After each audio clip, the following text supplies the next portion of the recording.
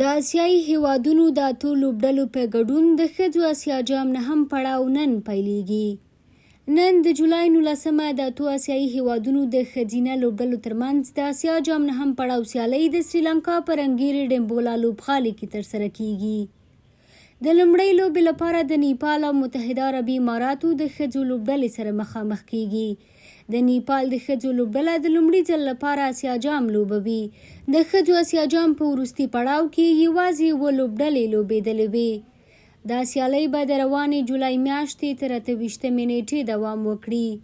ګډون کوونکي لوبډلې په 2 ګروپونو ویشل شوي چې په الف ګروپ کې هند، پاکستان، متحده عربي امارات او نیپال دي او په بي ګروپ کې سريلانکا، بنګله، تايوان او ماليزيا لوبډلې د یو بل پر وړاندې سیالي کوي.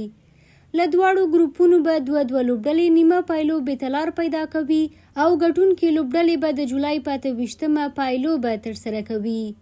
د ښځو په وروستي آسیا جام کې چې په 2022 کال کې ترسره شوی و، د هند ښځینه لوبغاړو په سیالۍ لوبغالي کې سريلانکا ته په ماتې ورکولو سره اتلولي ګټلې وه.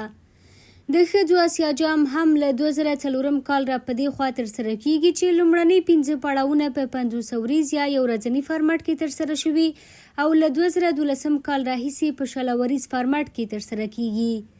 په همدې حال کې 3 میاشتې وروسته د روان کال په اکتوبر میاشت کې د بنګله په کوربتوب د ښځو نړیوال جام هم ترسره کیږي.